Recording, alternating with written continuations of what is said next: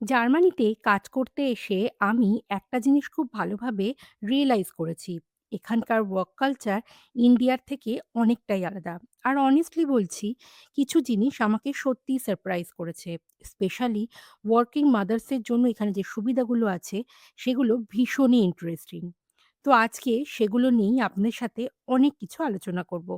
আর যেতে, যেতে দেখাবো যে আমি যে রাস্তা দিয়ে কাজে যাই, সেই রাস্তাটা ভীষণই সুন্দর। তাহলে বেশি দেরি না করে চলুন শুরু করা যাক আজকে আমার এই ব্লগ।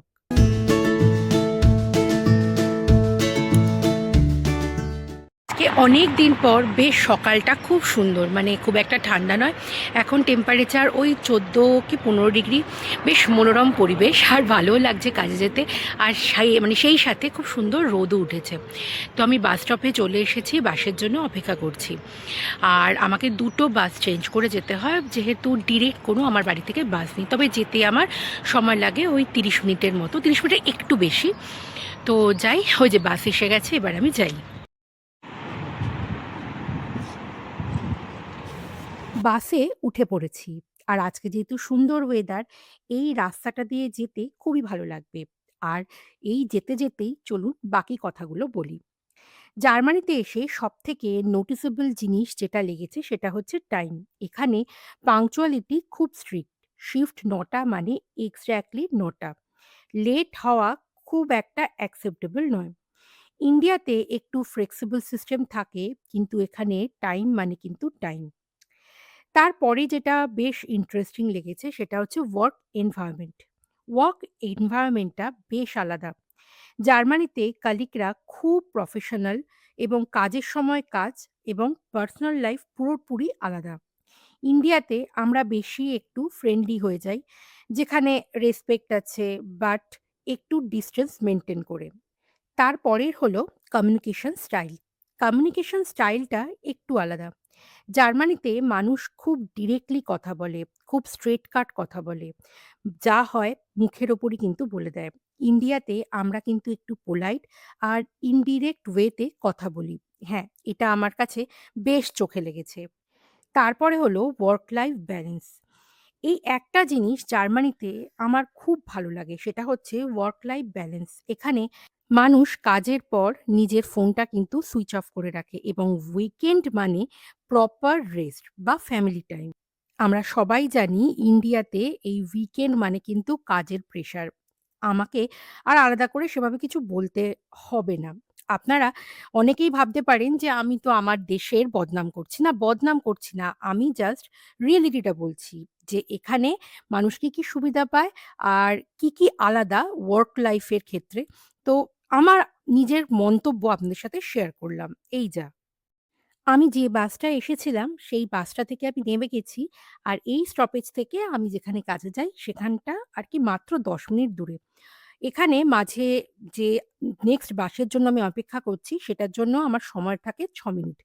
তো ৬ মিনিট এখানে দাঁড়িয়ে থাকতে, থাকতে দেখছি লোকজন কিন্তু আজকে পুরোপুরি সামার হলিডেজ মুডে।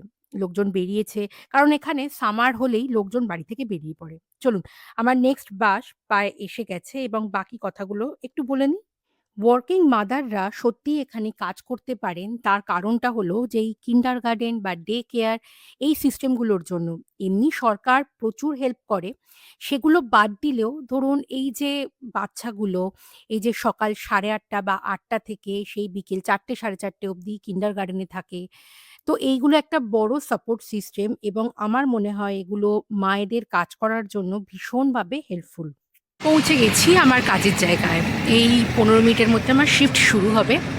তো আজকে শনিবার, লোকজন কিন্তু আজকে মোটামুটি হলিডে মুডে আছে। আর আমি এসেছি কাজে। আর এখানে ডেটা প্রোটেকশন আইনের জন্য আমি মানে কী কাজ করি বা কীভাবে করি সেগুলো আমি কিছু ভিডিও করতে পারবো না, কারণ এখানে রুল খুব স্ট্রিক্ট। আর দেখাচ্ছি আমি কোথায় কাজ করি। এই যে ওপরে উঠছি, এই যে আমার কাজের জায়গা। এখানেই একটা বেকারিতে আমি কাজ করি। আর ওই আর কি একটু পরে শুরু হবে আমার শিফট, সেই জন্য অপেক্ষা করছি। মানে খুব একটা তাড়াহুড়ো নেই। আর যেহেতু আজকে শনিবার, বাসও কম ছিল, প্রতি আধ ঘন্টা ছাড়া ছাড়া একটা বাস। তো এখানে আমাকে বেকারিতে আমি কাজ শুরু করেছি।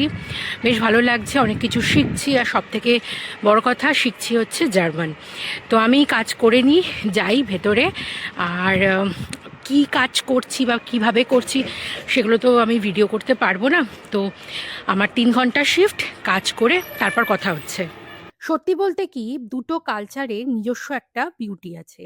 আমি দুটো কালচারের মধ্যে তুলনা, হ্যাঁ, করতে তো একটু ইচ্ছা করে। কারণ আমি একটা কালচার থেকে আরেকটা কালচারে এসছি। জার্মানি আমাকে ডিসিপ্লিন আর ইন্ডিপেন্ডেন্স শিখিয়েছে। আর ইন্ডিয়া আমাকে ওয়ার্মথ আর কানেকশন শিখিয়েছে। ওয়ার্কিং মাদারদের জন্য জার্মানি সত্যিই অনেকটা ইজিয়ার। বাট ইমোশনালি ইন্ডিয়া কিন্তু আমাদের কাছে অলওয়েজ স্পেশাল। সুতরাং আমার মন্তব্যকে অনেকের নাও পছন্দ হতে পারে, কিন্তু এটা আমার একান্ত ব্যক্তিগত মন্তব্য। আর আমার এই ভিডিও থেকে যদি আরো কিছু জানতে চান, কমেন্ট সেকশনে অবশ্যই লিখতে পারেন। জানেন, এখানে একটা খুব মজাদার ব্যাপার হলো যে আপনাকে কেউ ধরুন জোর করে ওভারটাইম করানো, বা ধরুন আপনার সময় হয়ে গেছে অথচ আপনি বেরোতে পারছেন না, মানে আরও এক্সট্রা কাজ করাচ্ছে। এখানে কাজের দিক থেকে লোকজন প্রচণ্ডভাবে সৎ। ইভেন মানে যে কাজ করাচ্ছে আপনাকে, মানে আপনার যখন ধরুন শিফট শেষ হয়ে যাবে, তারা জানে মানে কেউ আপনাকে জোর করে বা ওভারটাইম করিয়ে পয়সা দেবে না, এরম এখানে কিন্তু একদমই কালচার নেই। আমার 3 ঘন্টার কাজ 3 ঘন্টা করে আমি মানে শেফ মানে বসকে বলে বেরিয়ে এলাম। এখানে মানে কেউ তোমায় জাজ করবে না।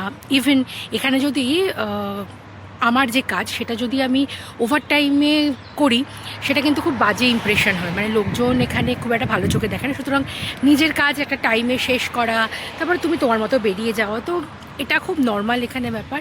আর এই কালচারটাই সত্যি, ওয়ার্ক প্লেসটা সত্যি জার্মানিতে একদম অন্যরকম, সেটা বুঝতে পারি। আর যেহেতু আমি ইন্ডিয়াতেও জব করতাম, তার কালচারের সাথে জার্মানিতে জব কালচারের অনেক যে তফাৎ, সেটা এখন খুব ভালো বুঝতে পারি। তো এই ছিল আজকের ভিডিও। কেমন লাগলো অবশ্যই জানাবেন। চলুন আবার দেখা হবে নতুন একটা ভিডিও নিয়ে। সবাই ভালো থাকবেন।